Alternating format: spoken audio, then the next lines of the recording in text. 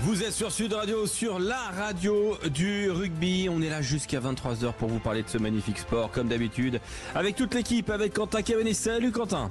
Bonsoir Alexandre, bonsoir à tous. Ravi d'être avec vous en ce dimanche soir pour ce dernier match de la journée de Pro D2 entre Clermont et Toulouse. Et j'ai déjà hâte d'être au coup d'envoi. Clermont et Toulouse en Pro D2.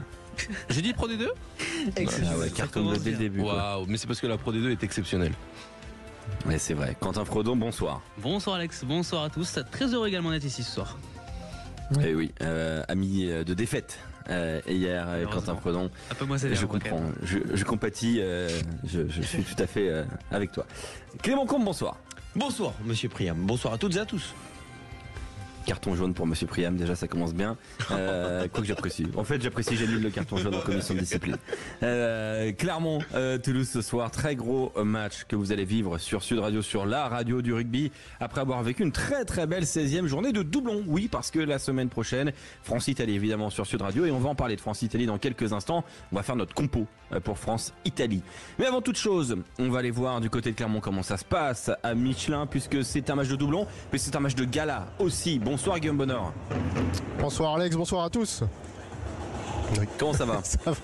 Bah écoutez, ça va super hein, quand on commente un Clermont-Toulouse, c'est toujours un plaisir. On sait qu'il va se passer des choses et peut-être des belles ce soir avec deux belles équipes, hein, toujours les cadres clermontois et une équipe de Toulouse avec des cadres, mais aussi des jeunes pépites qui ont déjà fait leurs preuves à l'extérieur cette saison. Une équipe remaniée bien sûr au milieu du tournoi, mais aussi un banc très costaud du côté des Rouges et Noirs avec notamment Thibaut Flamand.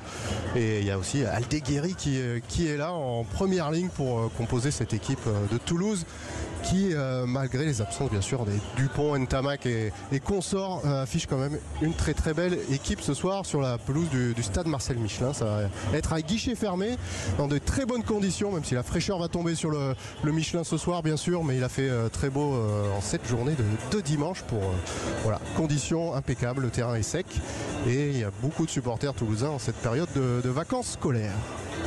Mais quand on regarde un petit peu la troisième ligne de Clermont, de Toulouse aujourd'hui, hein, Jack Willis, Josh Brennan autour d'Anthony Gelon, c'est pas très doublon tout ça. Hein. Il y a une époque où les doublons c'était vraiment des doublons. Là c'est hallucinant quand même. La troisième ligne est très très impressionnante. Ça promet ce soir pour un match de grande qualité sur Sud Radio qu'on envoie 21h. À tout à l'heure, Guillaume. À toutes. Et on revient sur les infos du week-end avec Quentin Cabanis. Pas mal de choses à nous rappeler, notamment déjà les résultats de top 14 de Pro D2 et puis quelques petites infos ici et là autour de la liste du 15 de France. Exactement, avec deux nouvelles absences pour préparer l'Italie. Gabin Villiers et Louis Lebrun sont tous les deux forfaits. Ils sont remplacés dans la liste des 42 par Léo Berdeux et Gaël Dréan. La liste, on en parle dans un instant sur Sud Radio. Dans le reste de l'actualité, Warren Gatland quitte son poste de sélectionneur du Pays de Galles. C'est Matt Chirat qui le remplace. Le Stade français et le club du football du Paris FC sont tombés d'accord pour se partager le stade Jean-Bouin la saison prochaine. Vous voulez en savoir plus? Je vous redirige vers le podcast de la chronique économique de Philippe Sanguero que vous pouvez retrouver sur le site internet sudradio.fr et sur le YouTube de Sud Radio. Reconfiguré, le stade Yves du Manoir de Colombes sera de nouveau utilisable par le Racing 92. Ce sera à partir de la saison 2026-2027. Les résultats de cette 16e journée de top 14 avec Bayonne qui a battu l'UBB 36-32.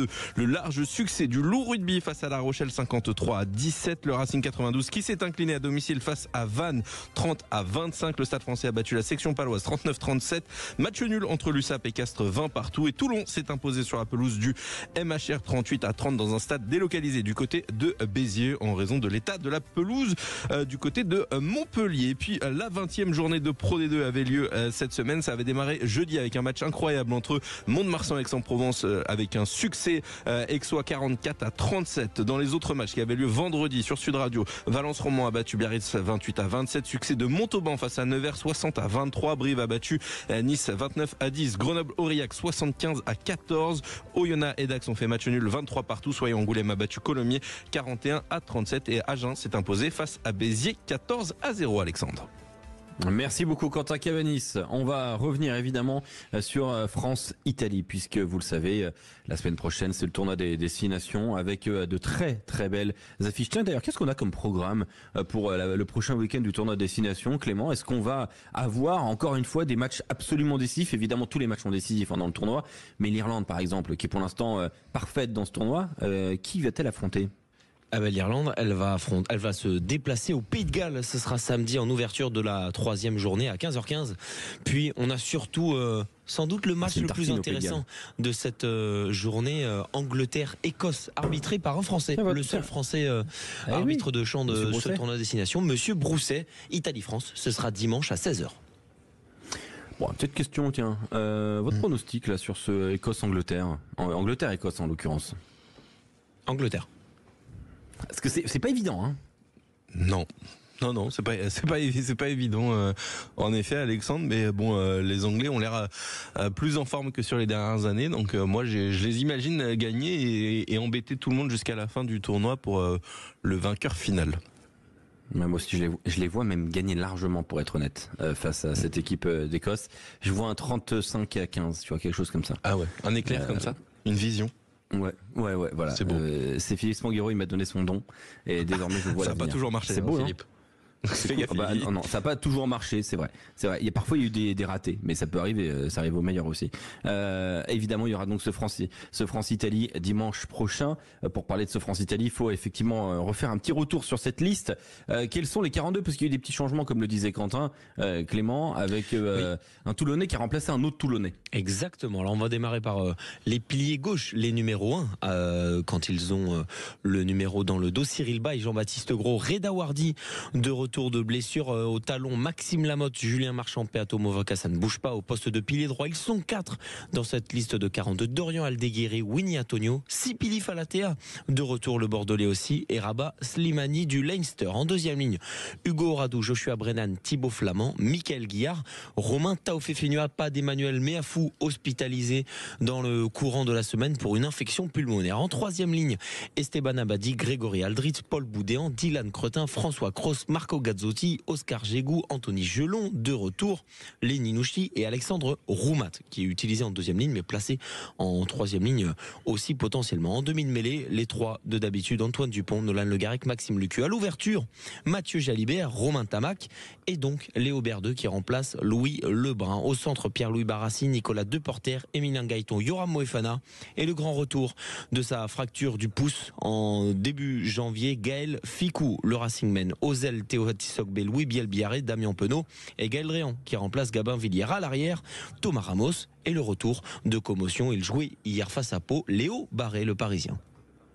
Et voilà pour la liste complète. Et pour parler de cette liste, on va essayer de faire notre composition. Sud Radio va faire sa composition du 15 de France aujourd'hui pour affronter l'Italie. On va le faire avec vous, 0826 300 300, avec Cédric, notre auditeur alsacien. Salut Cédric. Salut tout le monde. Salut Cédric. Comment ça va? Ça va. J'ai un petit message à te faire passer de mon épouse. Elle est très fâchée contre toi, Alexandre, quand t'as dit dans le petit bureau que l'équipe d'Écosse c'était une petite équipe. Ça l'a fait sortir de ses gonds. Elle est écossaise. Elle adore une recelle, mais voilà. Non, mais c'est vrai que j'ai dit ça dans le petit bureau que vous retrouvez le lundi à 18h effectivement sur Twitch. J'ai effectivement dit que l'Écosse se comportait comme était un petit peu cantonné à un rôle de sélection dire de bas de tier 1, haut de tier 2 dans le meilleur des cas pour moi actuellement. C'est ça. Parce que je ne vois pas de progression. C'est ça le vrai problème d'Alexandre Priam, c'est qu'il est un petit peu snobinard alors que dès que c'est pas les grosses paillettes, il ne supporte pas. C'est terrible. Pas du tout. Justement, tu veux que je te dise honnêtement, je trouve que l'Écosse a trop de paillettes. Voilà, pour être honnête, je trouve qu'il y a trop de paillettes pour cette équipe d'Écosse. Par exemple, je trouve qu'on dénigre beaucoup trop l'Italie par rapport à l'Écosse. Alors que honnêtement, en termes de jeu produit, il y a des choses qui peuvent être intéressantes des deux côtés, sauf que on considère l'Italie comme une nation ultra mineure du tier 1, voire une très bonne nation du tier 2, puisqu'on la met toujours en opposition avec la Géorgie, et on n'a pas du tout ce traitement avec l'Écosse a raison, hein, puisque ces dernières années, il y a eu quand même une progression, mais là, je trouve que ça stagne, voire ça recule un petit peu côté écossais. Donc c'est pour ça que j'ai dit ça dans le petit bureau. Et donc pardon à ta femme, Cédric, toutes mes excuses. Voilà. Oui, on doit assumer ce qu'on dit, évidemment. William nous rejoint aussi sur Sud Radio. Salut William. Ouais, salut à tous. Salut William. Bonsoir William. Salut William. Comment ça, William? Eh ben ça va, week-end avec du rugby, tout va bien quoi. Ah bah oui, tout va très bien, effectivement. C'est cool. William, on va faire la composition de Sud Radio, va faire sa composition pour France-Italie dimanche 16h. Et on va attaquer tout de suite avec les piliers gauches. Quels sont les piliers gauches disponibles? Clément, rappelle pour ce poste de numéro 1 dans le dos, qui sont les 3 joueurs? Cyril Bay, Jean-Baptiste Gros et Reda Wardy. Alors, petit tour de table, on va commencer par notre ami alsacien, Cédric. Qui sera titulaire avec le numéro 1 dans le dos à Rome? Je pense sans aucun doute que ce sera Jean-Baptiste Gros. Jean-Baptiste Gros. Il a pris le maillot? Oui, le début. Pour moi, il a pris le maillot, oui. Le début de tournoi là qu'il a fait, plus même la tournée d'automne qu'il a fait, pour moi, il est passé devant Sissou. C'est peut-être pas plus mal d'ailleurs de finir avec Cyril Bay les matchs. Hein. Ça fait un peu la bombe squad française, on va dire. Mais je pense que Jean-Baptiste Gros, pour moi, a pris le maillot et il sera numéro 1. Quentin Cabanis. Ouais, je suis assez d'accord avec Cédric sur le fait que Jean-Baptiste Gros a prouvé à Fabien Galtier que il pouvait lui faire confiance. Alors je pense qu'il n'y avait pas de doute entre les deux hommes, mais pour l'instant, à chaque fois qu'on l'a appelé, il a répondu présent, Jean-Baptiste Gros, et donc il n'y a pas de raison sportive de il a pas fait un mauvais match en bleu. Hein. C'est ça. Il est très régulier. Hein. Et puis moi j'ai trouvé les entrées de Cyril Bay intéressantes aussi, faut le signaler, mais je pense que Jean-Baptiste Gros n'a pas démérité sur les titularisations qu'il a eues, donc il n'y a pas de raison de le sortir sportivement. Est-ce que l'un de l'équipe Sud Radio, l'un de vous, Quentin Fredon, Quentin Cabanis, Clément, William, Cédric, est-ce qu'il y en a un de vous qui met Cyril Bay titulaire? Non. Voilà. Comme côté combattant, Jean-Baptiste Gros. C'est fou en un an comment il a changé. C'est incroyable, non mais c'est parce que et il faut mettre ça au crédit quand même de Fabien Galtier sur son travail qu'il a mené. Et on le mettait même pas numéro 3 à l'époque. Non mais alors au crédit de Fabien Galtier et de Jean-Baptiste Gros lui-même. Ah bah évidemment. Ah bah bien sûr, évidemment. Non bien sûr, il a fait ce qu'il fallait. Jean-Baptiste Gros, il a explosé sur la scène internationale alors que. Mais tu sais que dans son club, je maintiens que le titulaire. Voilà, il m'a pas impressionné cette saison en top 14. Alors que Priso, oui. Alors que Priso, oui, mais c'est vrai que sur la scène internationale, ce maillot bleu lui sied à la perfection. Il lui va très bien. Passons au talonneur. Est-ce que tout le monde met Peato Movaca titulaire face à l'Italie? Oui. Ouais. Ouais, tout le monde met Peato Movaca, très bien. Bon, partons à droite. Alors là, il y a 3 ou 4 joueurs. J'ai 4 joueurs. Il y en a 4. Ouais. On est d'accord. Hein. Oui. Clément Combe, qui sont-ils? Aldeguerri, Antonio, Falatea et Slimani. Falatea. Sipili, Falatea. Très bien. Quel pilier droit titulaire? Antonio. Bah oui, ça bouge pas. Ouais, on est tous d'accord? La continuité, Antonio. Antonio. Cédric, tu es d'accord avec ça? Falatea sur le banc. Oh là là, on parlera du banc après. Mais là, j'ai très peur de ce que tu nous dis, William. Oh là, j'ai failli faire une descente d'organes là. Là, je suis réveillé là. T'inquiète pas. On va parler. On fera du 16 au 23 ensuite. Mais alors là, Falatea comme ça sur le banc là, j'étais pas prêt. Très bien. Bon, c'est vrai que la première ligne, on va pas se mentir, il y avait quand même peu de suspense. Alors là, par contre, on attaque un suspense. Oui, Cédric. Ouais, non, je voulais juste développer un peu sur Winnie. Moi, je suis vraiment inquiet pour les années à venir au poste de pilier droit. Parce que je trouve quand même que Winnie nous a apporté énormément ces dernières années, mais il a quand même un niveau. C'est Clément qui le disait la dernière fois, où il avait marché quasiment pendant 1 heure en phase défensive. En mêlée, mais toujours Winnie, qui est extraordinaire que ça, malheureusement. Je trouve on est chanceux, il n'est pas autant pénalisé qu'il devrait l'être. Et derrière, effectivement, Georges-Henri Colombe a du mal à sortir. Dorian Aldeguerri, il a 30 ans. Rabat Slimani, il a 35 ans. Je pense que malheureusement, dans les prochaines années à venir, le poste de pied droit va être problématique. Après, est-ce que Colombe, le Stade Toulousain, lui fera du bien ou pas? Peut-être, je pense. Peut-être qu'on va lui demander de travailler un peu plus, tu vois. Ça peut pas faire de mal. Le cadre toulousain. Non, mais je suis d'accord. C'est vrai que, mais il prend pas le maillot, Jean-Jean Colombe, il a beaucoup de mal. Donc c'est vrai que c'est pas évident. Et quand on voit d'ailleurs, on parlera du banc ensuite. Numéro 4. Alors qui peut légitimement estimer pouvoir candidater avec le 4 dans le dos, Clément? Parce que on peut parler de deuxième ligne ou troisième ligne là pour le coup. Alors oui. Alors, on va prendre le cas immédiatement. Alexandre Roumat qui a démarré les 2 premiers matchs au poste de numéro 4. Donc, il peut être considéré à la fois comme un deuxième et un troisième ligne. Sur les postes de deuxième ligne, il y a Hugo Radou, Joshua Brennan, Flamand, Guillard et Romain Taofifenua qui fait son retour. Qui aura le 4 dans le dos? C'est peut-être une des questions majeures de ce 15 de France pour affronter l'Italie. Quentin Fredon, qu'est-ce que tu mettrais toi? Flamand, je pense. Qui aurait le 4? Flamand? Ouais, ça paraît très logique. Ouais, je suis d'accord. C'est une des absences marquantes de ce début de tournoi. C'est-à-dire que... Et je pense qu'il a manqué. Il y a eu des blessés, on s'est dit Charles Olivon est blessé, c'est embêtant pour Charles, c'est embêtant pour le 15 de France, mais il y a ce qu'il faut. Thibaut Flamand blessé, on s'est tous dit, on va être obligé de... Après Thibaut Flamand, on l'a déjà vu jouer 5 si on n'a pas un 5 clair et évident. Oui, pour moi, il y en a un. Numéro 4, Thibaut Flamand. Numéro 4, Thibaut Flamand. Tout le monde est d'accord pour dire Thibaut Flamand numéro 4? C'est notre choix ou c'est le choix de Fabien Galtier? Les deux. C'est le nôtre. Oui, c'est l'équipe Sud Radio. On est en train de faire la compo. C'est Joshua Brennan. D'accord, ok. Non, mais j'aime beaucoup. Pour moi, ça a du sens. Malheureusement, il a pas eu sa chance sur les 2 premiers matchs, alors que honnêtement, moi, je l'aurais donné. Je pense qu'il méritait sa place sur le banc, mais. Oui, moi aussi. Oui. Mais bon, Josh Brennan, j'entends tout à fait. Je me dis, voilà. J'entends tout à fait, Cédric. Mais du coup, en 5, on met qui? Parce que un 5 est un peu plus massif, un peu plus porteur de balle généralement, et saute moins. Guillard pour toi. On veut tous voir Guillard. Bien sûr, William. Guillard. Ah oui, mais c'est sûr. Le boulot qu'il fait à Lyon, c'est énorme. Il bosse terrible. Mais moi je suis fan. Même en Angleterre, dans le combat, il est là, il est massif. Mais Taofifenua, attention. Ouais, mais Taofifenua, il a toujours fait des belles rentrées en équipe de France depuis 10 piges, quoi. Titulaire, on l'a jamais vu faire une première heure de très très haut niveau. Par contre, c'est un mec qui est puissant, hyper ballon et qui est capable de faire la différence en fin de match. Romain, comme il le fait souvent au Racing, quand il rentre c'était mieux, quand il était à Lyon et qu'il rentrait c'était mieux, il est toujours mieux sur des fins de match où il est d'ailleurs, c'est peut-être ce qui se fait de mieux en deuxième ligne sur cette phase de 20, 25, 30 minutes. Mais Michael Guillard, moi j'ai envie de le voir. Ouais. Non mais moi aussi, mais le problème de Michael Guillard, c'est qu'il fait 1,97, 110 kilos, c'est un joueur ultra tonique, ultra musclé, ultra athlétique. Enfin, ça, moi, j'adore ce joueur, une activité hallucinante. C'est pour moi le pire, c'est pour moi le Paul Boudin de la deuxième ligne. Mais la question qui se pose, c'est qu'on est quand même aux antipodes, je trouve, d'un profil Meafou, là où Taofifenua rentre dans cette case. Ouais, mais Taofifenua, il a 34 ans. Au bout d'un moment, il faut passer à autre chose. Oui, mais il est dans la liste. Il est dans la liste. Je veux dire, s'il n'était pas dans la discussion, il serait pas dans la liste. Oui. À un moment, on adapte aussi le jeu en fonction des joueurs qu'on a.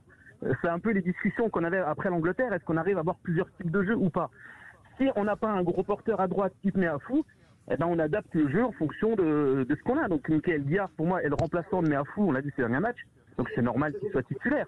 Et si on peut pas jouer de la même façon, on adapte le jeu en fonction. C'est aussi. C'est intéressant. Non, mais c'est exactement ça. En deuxième ligne à une époque. On a joué avec Wauquiez Flamand, effectivement, mais c'est là toute la question.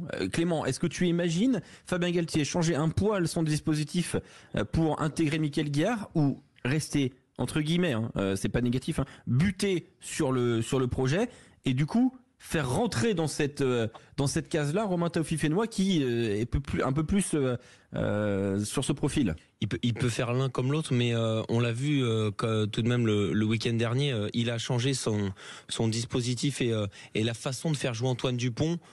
Alors peut-être parce qu'il y avait des choses qui lui déplaisaient face au Pays de Galles, mais pour mieux intégrer encore Mathieu Jalibert dans le dispositif offensif.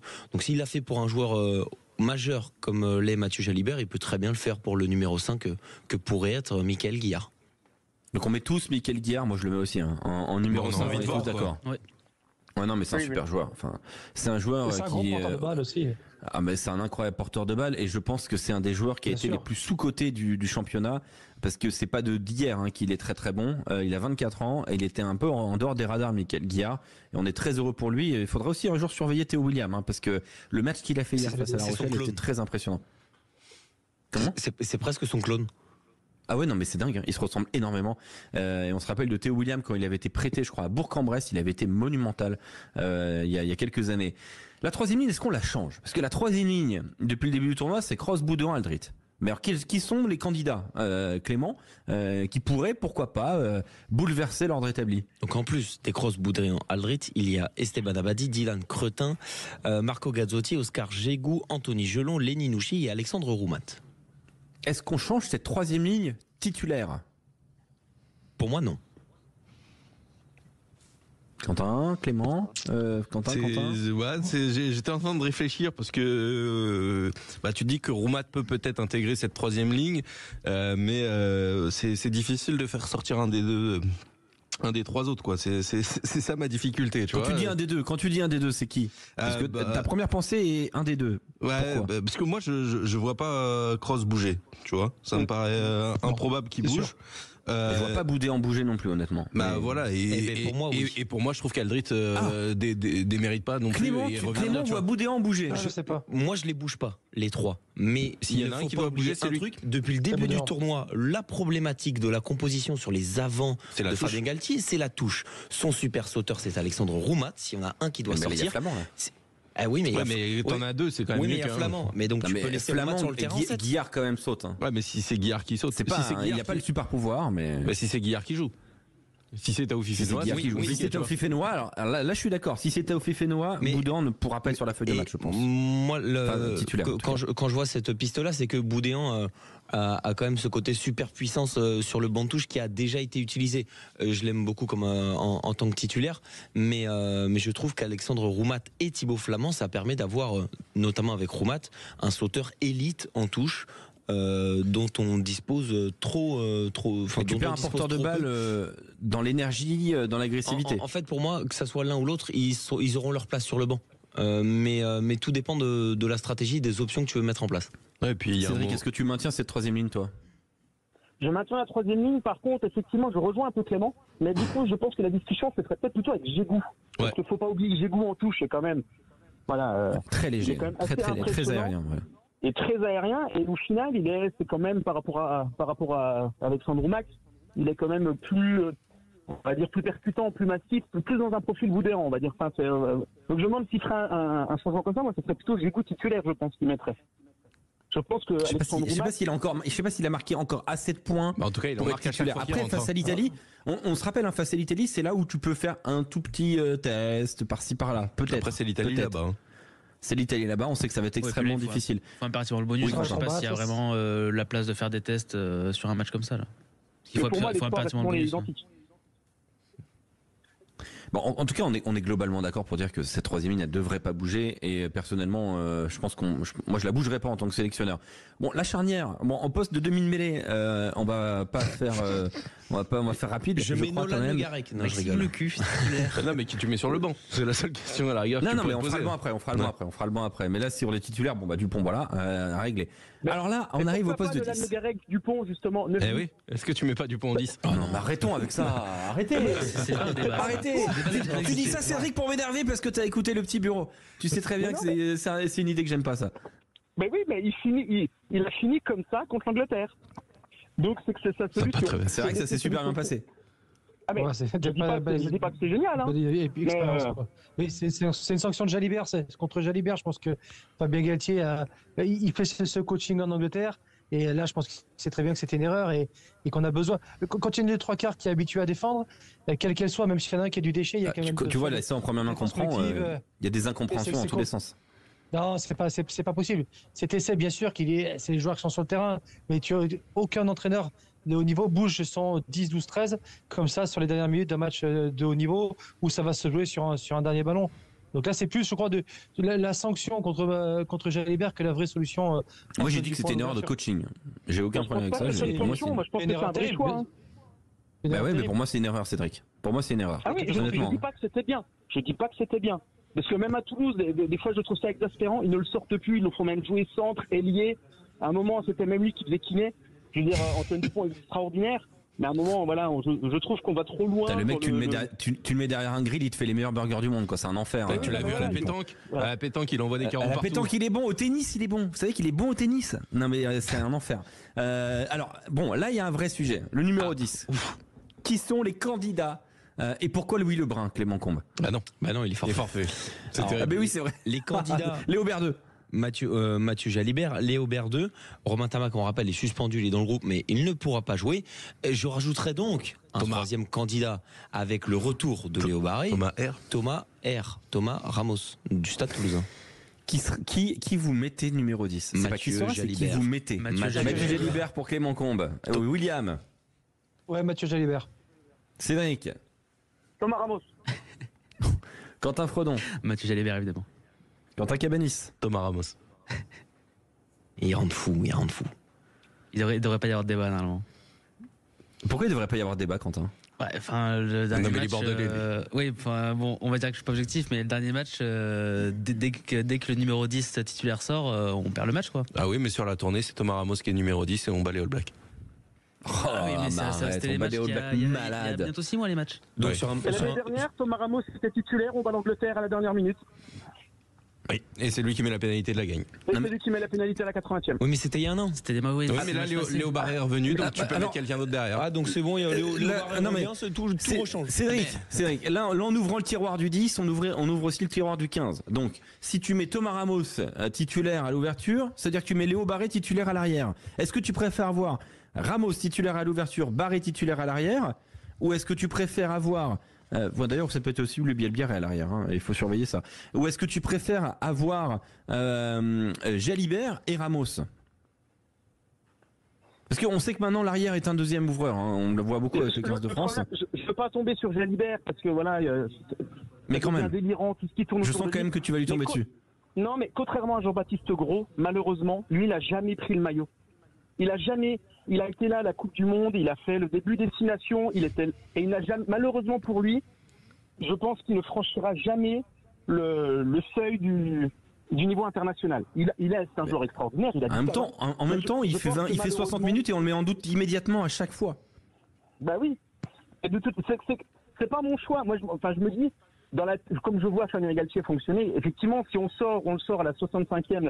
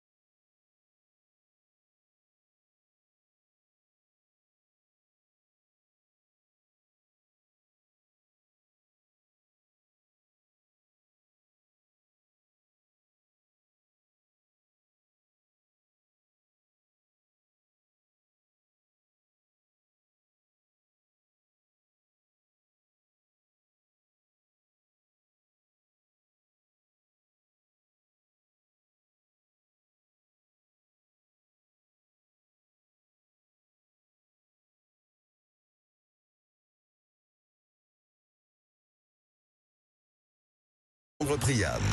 Vous êtes sur Sud Radio, on se régale, on fait la compo du 15 de France pour affronter l'Italie. Et pour l'instant, la compo Sud Radio est la suivante. Jean-Baptiste Gros, Peato Movaca, Winnie Antonio, Thibaut Flamand, Mickaël Guillard en 6, Cross en 7, Boudeux en 8, Aldrit. La charnière pour l'instant, c'est Dupont avec Jalibert, mais ça se joue à très peu de choses puisque Quentin Cabanis et Cédric d'Alsace nous ont défendu le cas Thomas Ramos. Il y a un cas quand même, je pense qu'il faut défendre désormais. Il va y avoir un gros sujet, les postes de centre. Il y a 2 postes, là. Numéro 12, numéro 13. 2 postes et 4 adversaires, 5 concurrents même. 5. Clément Combe. Barassi, 2 porteurs, Ficou, Gaëton, Moefana. Alors, je pourrais vous dire. Ok, on va le faire comme ça. Est-ce que je demande seulement 12 ou seulement 13 ou les deux ou une paire? Demande les deux, on va plus vite. C'est plus logique. Ok, je vais commencer avec toi, Cédric. Ta paire de centre, quelle est-elle? La paire de centre qui jouera contre l'Italie, ça sera Moefana Ficou. C'est mon frère. William. Cédric, c'est mon frérot. Pareil, Moefana et Ficou. Si Ficou peut jouer, il sera titulaire. Aucun intérêt de l'avoir Arrêtez avec ça. sur le banc. Aucun intérêt sur le banc. Quentin Cabanis. Ah mais je viens de dire, hein, Cédric, c'est mon frérot. Pour l'instant, on est d'accord sur toute la compo. Pourquoi c'est une évidence, Quentin? Mais parce que pour moi, Ficou, déjà, faut se rappeler qu'à la base, dans le système de Fabien Galtier, le capitaine de la défense, c'est Gaël Ficou. C'est lui qui avait mis cette défense au sommet du monde du rugby, et je pense que Gaël Ficou revient et va recadrer tout ça. Je pense qu'il y a eu des fautes qui ont été commises quand il n'était pas sur le terrain, qui n'auraient pas eu lieu si il avait été présent, et notamment dans la fin de match de l'Angleterre. Il n'y a pas de fantasme, mais bien sûr Gaël Ficou se serait pas fait aspirer comme ça par le regroupement. On n'en sait rien. On n'en sait rien. On n'en sait rien. On sait qu'il a une expérience qu'aucun autre joueur dans l'équipe de France n'a. Mais ce qu'on sait, la seule chose dont je suis sûr, c'est que samedi dernier, il pouvait pas jouer, il était pas là. Bah oui. Voilà. Justement. Mais toi, tu veux mettre Ficou à la retraite. Donc, Mais alors, tu n'aimes pas Gaël Ficou. Non. Ça y est. Alors ça, par contre, c'est faux, et je ne veux pas qu'on le croie, parce que je le connais pas personnellement, donc je ne peux pas l'aimer ou ne pas l'aimer. Moi, ce que je considère, c'est que t'aimes pas son profil de joueur. C'est même pas ça. C'est au-delà de ça. T'estimes qu'il est cramé? Mais non, en fait, ça n'a rien à voir. C'est juste qu'on est à 2 ans de la Coupe du Monde et qu'on est encore en train de se dire le centre qui est titulaire depuis 12 ans. Mais c'est pas mon problème. On a des mecs qui sont meilleurs avec des plus gros potentiels, ou à minima aussi bons que Gaël Ficou. Mettons-les, faisons-les progresser, laissons-les avoir des minutes ensemble, parce que ce qu'on se dit, en fait, moi, la seule chose que je peux me dire la semaine dernière sur l'essai que les Français prennent sur la combinaison en première main d'Elliot Daly, c'est que Moefana et Barassi, ils ont pas assez de complicité et de minutes passées ensemble. Dans 1 an, cet essai-là, peut-être qu'on le prend pas, parce que Moefana, Barassi, ils auront passé 1 an. Moi, je pense qu'il faut pas de complicité entre eux, parce que ça va pas durer cette histoire. Je te le dis honnêtement, j'y crois pas. Alors, je n'y crois pas du tout. Mais moi, ce que je crois, c'est que ce que je souhaite voir, c'est soit de la continuité Moefana, Barassi, soit Moefana de Porter. Mais pas de Gaël Ficou. Ouais, mais il faut arrêter de dire qu'on construit. Il y a un moment où cette équipe, elle a besoin de gagner des titres aussi. Donc si à chaque fois on dit dans 1 an on les prendra pas, ça peut durer indéfiniment comme ça. Il y a un moment où cette équipe a besoin de gagner des titres maintenant. Et tu peux faire les 2 en même temps. Bah oui, mais a priori non. Tu vois. Attends, mais alors attendez, là vous nous mettez tous Moefana Ficou là. Alors Clément non du coup. Moi Clément, tu mets qui, pardon, redis-moi. Moi je garde Moefana, Barassi. Oh là, toi c'est encore pire, toi. Super. Le Barassi, c'est fait. J'ai une proposition impopulaire osée. Lui, il va enlever Moefana. Alexandre va enlever Moefana. Est-ce qu'on mettrait pas Ficou en 12, parce que pour moi c'est un 12 en fait. Il a pas les cannes pour jouer 13. Donc tu vas virer Moefana de l'équipe. Ouais, attends, ne bouge pas, t'inquiète pas. T'inquiète pas que De Porter arrive. Non mais Moefana, moi je suis désolé, Moefana il a pas pris le maillot. Mais si, mais bien sûr. Non, mais attends, laisse-moi terminer. Non, mais d'accord, super. Dans une défaite, encore une fois. Gaël Ficou, est-ce que c'est pas devenu un premier centre, parce que tout simplement, pour moi, il a plus la caisse de jouer deuxième centre. Il est un facilitateur, un directeur de défense très bien, mais mettons De Porter en 13. Ficou, De Porter, s'il vous plaît. C'est ça qu'on veut. En fait, tu deux profils très différents. De Porter, il a même pas été sélectionné. Enfin, les 2 premiers matchs, il était même pas remplacé. Tu l'as regardé hier, Cédric? De Porter? Gaëton, il a pas mis 2 essais hier. Pourquoi dans ce cas on met Gaëton remplaçant pour au final lui faire passer les gens parce devant? qu'il peut jouer ailier. Oui, mais à un moment, oui, Dupont aussi peut jouer ailier. Dans ce cas, faisons jouer Dupont ailier. Mais je suis désolé, mais on l'a pas fait ça encore. Mais ça va pas tarder, t'inquiète pas. Moi, il y a quand même quelque chose qui me chagrine dans cette équipe, c'est que on régresse. J'ai l'impression qu'on régresse. Le jeu de 3 quarts est cataclysmique. On avait en 2022 une défense qu'on fait le Grand Chelem. Une défense extraordinaire. Je me souviens, les équipes, elles étaient à 5 mètres de la ligne, on était infranchissables. Là, on se prend des essais par des Anglais qui vont à 17 km/h. Par Elliot Daly. Au 22 mètres. Est-ce qu'à un moment, ma question, je suis désolé, je pars sur un autre débat, est-ce que Sean Edwards peut encore la faire? Waouh. Non, mais la défense, on a régressé depuis 2022. La défense a changé aussi. La défense a changé parce que les règlements et les autres ont changé, sont adaptés aussi. Parce que les Français, les joueurs ne peuvent plus gratter aussi librement dans les règles que ce qu'ils faisaient avant. On parle simplement de plaquer, hein, à un moment. Ouais, mais du coup, ça accélère les sorties. Donc, les sorties accélérées, ça veut dire une défense qui doit travailler sur un ballon qui est plus vif, plus rapide, sur des courses avec plus de vitesse. Et c'est là encore une fois où je suis désolé, Fickou, il a pu les cannes. Enfin, peut-être qu'il les a pas eu depuis très longtemps déjà. Pour être un 13 au niveau international. Mais Alexandre, tu veux que je te dise? En fait, tu donnes raison à Guinoves. Bah ouais. Ah oui. Moi, je mets Fickou De Porter, sauf que sur De Porter, je sais pas, De Porter est un joueur de pétanque. Je m'explique. Mais De Porter, il va repartir à Bordeaux, c'est ça qui est terrible. Moi, j'ai envie de le voir, mais il est jamais conservé. Faisons un Fritz Josion. Non, mais je suis désolé. Quand je dis je donne raison à Guinoves n'a rien déclaré. C'est juste que Guinoves a lancé Gaël Fickou au poste de numéro 12. Et à chaque fois, c'est un 12. C'est un 12. Dans quel monde c'est un 13? C'est un 12. Dans toutes les nations, c'est un 12. Bundiaki, c'est un 12. Je suis désolé. C'est un 12. Véritablement. Je ne comprends pas pourquoi. Je sais pas, il a le 13 tatoué dans le dos. C'est pas possible, Gaël Fickou. On ne peut pas mettre quelqu'un qui a des cannes en 13. Mettez Gailleton ou De Porter, je sais pas, ou même Moefana. Moefana, pour moi, c'est plus un 13 qu'un 12. Mais ça a toujours été la question. Mais je suis pour. C'est déconnant de vouloir faire un Fickou De Porter, William? Bah déconnant pas du tout, parce qu'après je comprends ton argumentaire sur le fait que Fickou et ce manque de vitesse maintenant pour couvrir le poste de bon centre et surtout colmater les brèches quand c'est le souci. Maintenant, je vous crois que dans la tête de Sean Edwards et de Fabien Galtier, en fait, le patron de la défense c'est le 13. Et je crois qu'il justifie vraiment c'est leur fonctionnement. Moi je dis pas qu'il a raison, mais je pense qu'il est vraiment sur ce côté. Il aime Moefana en 12 qui a un profil très percutant, qui est capable de mettre de l'avancée proche des zones de ruck, même quand le ballon est ralenti, il arrive à nous mettre dans l'avancée. Donc je pense qu'il le justifie comme ça. Et il aime ce côté. Mais on a des centres, on peut plus jouer avec eux. C'est incroyable. Les centres, c'est des passeurs de plat, ou dans le meilleur des cas, sinon ils sont cantonnés à un rôle défensif. Je trouve ça dingue. Mais c'est exactement ça. Mais ils ont depuis 2 ans maintenant, nos 3/4, ils ont un seul rôle. Moefana, prise du milieu de terrain. Gaël Fickou, tu joues parce que tu es le seul qui a un peu de peut-être d'expérience à ce poste-là, donc tu me gères la défense jusqu'au jour où ça marchera pas. Mais c'est avec ça qu'on va aller à la Coupe du Monde. Jamais de la vie, mais c'est peut-être même pas avec ça que tu gagneras en Italie. Là, on verra comment se passe le match. Mais pour l'instant, on n'est pas sûr de battre les Italiens. Avant d'espérer gagner le tournoi, que l'Irlande se plante, enfin il y a plein de choses, mais gagnant celui-là, et je suis pas convaincu que ce soit avec du très restrictif, avec une petite prise du milieu de terrain, en espérant que Fickou compense les sous-nombres défensifs, qu'on s'en sortira comme ça. Donc avant de parler de la Coupe du Monde, non, déjà gagnant dans une semaine en Italie, avec ce style de jeu, avec un ouvreur qui a ni la confiance du staff, ni la confiance de personne, il y a énormément de choses à régler sur ce 10-12-13 où ça change beaucoup et où ceux qui changent pas, qui ont le plus de crédit, mais finalement, soyons sérieux, c'est ceux où il y a le plus de questions en fait. Alors parlons maintenant du triangle arrière, on va accélérer. Quels sont les ailiers et les arrières disponibles, Clément? Donc les arrières, Thomas Ramos et Léo Barré, les ailiers Théo Atisogbe, Louis Bielbiarré, Damien Penaud et Gaël Réan. Ton triangle arrière, c'est quoi, Clément Combe, pour affronter l'Italie? Louis Bielbiaré, Damien Penaud, Thomas Ramos. Très bien, j'ai le même. Quentin? Moi du coup, Bielbiaré, Penaud et Barré. Quentin Frodon? Bielbiaré, Penaud et Ramos. William? Bielbiaré, Penaud et Ramos. Et Cédric? Bielbiaré, Penaud et Barré. Personne ne met Louis Bielbiaré à l'arrière. C'est intéressant. Ça aurait pu, hein. Ça aurait pu avec Théo Atisogbe titulaire à l'aile, mais non, apparemment c'est clair et net. Merci beaucoup Cédric d'avoir été avec nous et encore désolé pour ta femme et l'Écosse. Voilà. Voilà. On continuera à t'écouter. Quand même. C'est gentil. Merci beaucoup. Merci beaucoup Cédric. Merci. Très belle soirée. Bonne soirée, bon match. Salut Cédric. Merci Cédric. Allez, on va se retrouver dans un instant sur Sud Radio. On va parler.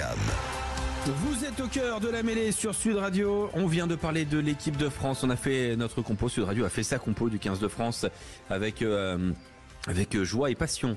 On va parler maintenant de la 16e journée du top 14. On est à 20 minutes maintenant du coup d'envoi de Clermont-Toulouse que vous vivrez en intégralité avec David Gérard et Guillaume Bonheur. Mais parlons de cette 16e journée du top 14 avec tous les résultats jusque-là. Clément, et notamment des succès à l'extérieur.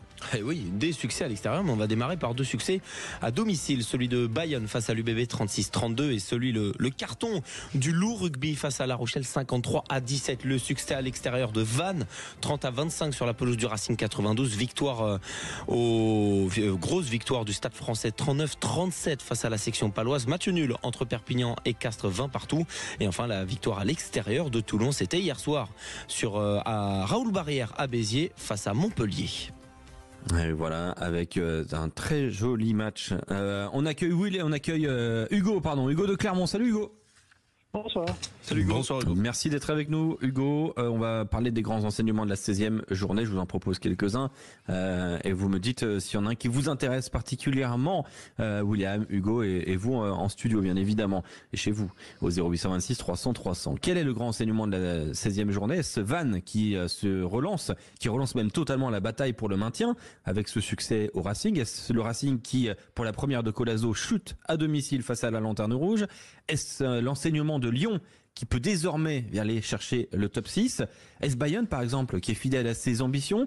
Ou est-ce le RCT qui a affiché une maîtrise de prétendant au titre? Quel est le grand enseignement de cette 16e journée? On commence par toi Hugo. Ouais, moi je dirais Vannes, c'est quand même une surprise et une grosse perte d'aller gagner au Racing, donc c'est vraiment pour moi la perf de cette journée. C'est vrai qu'on les avait enterrés, hein. Enfin, pas enterrés, on avait commencé à creuser la tombe pour Vannes. Et là, on est en train de reboucher le trou.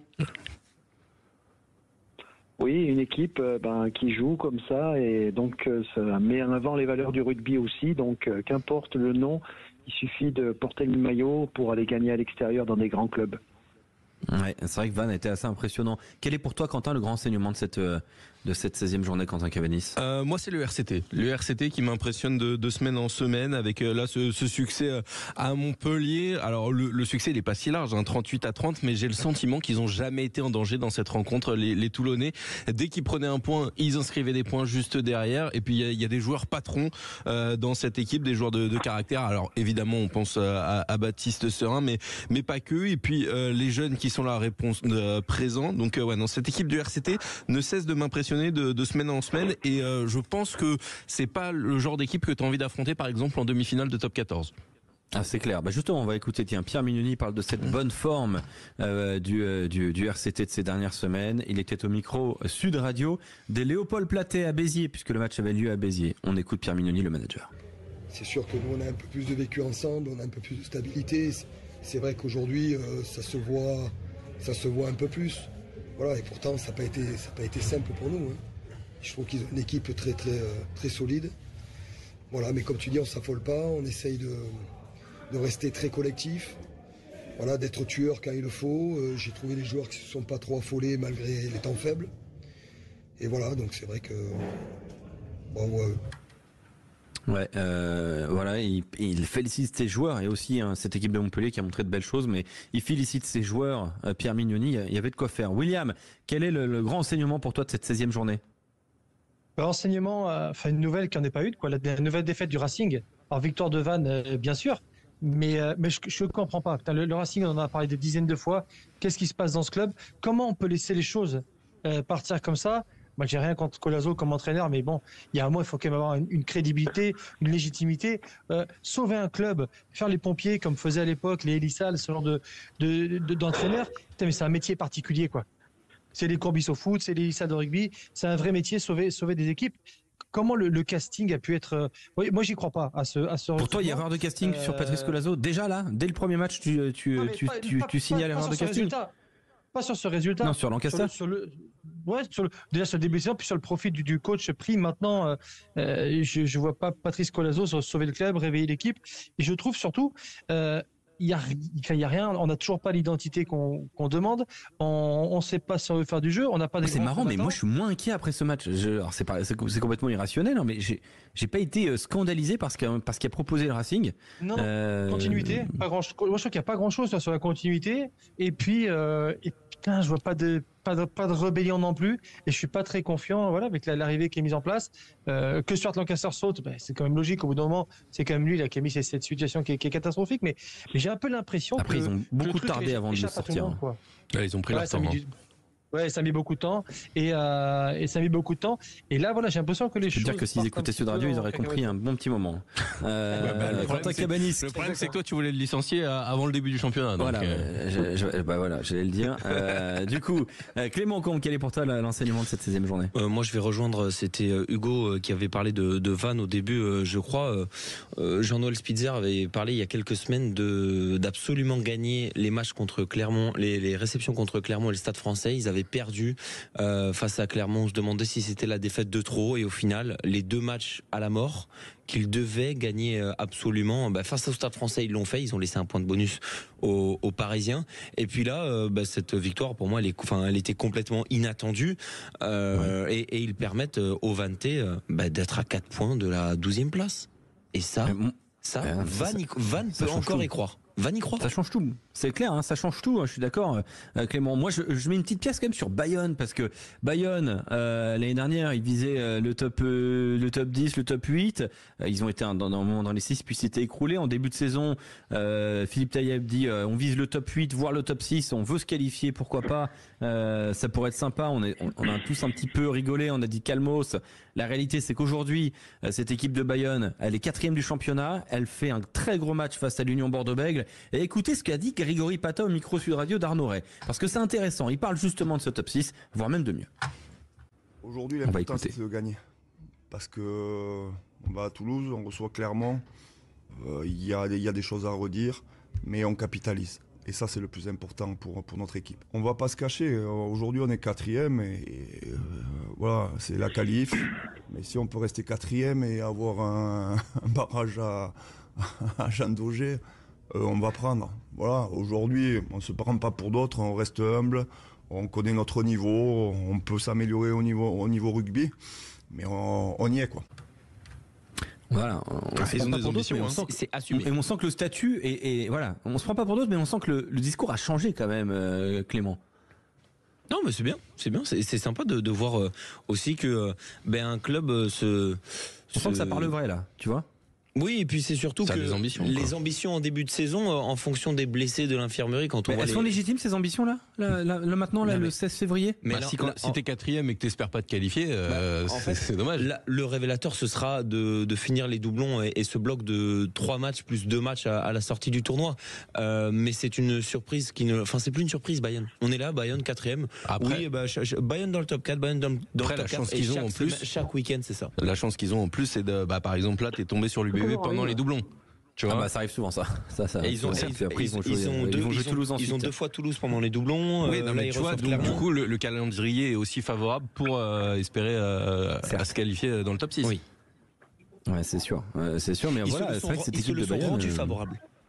T'es surpris toi par les Bayonnais, Hugo de Clermont?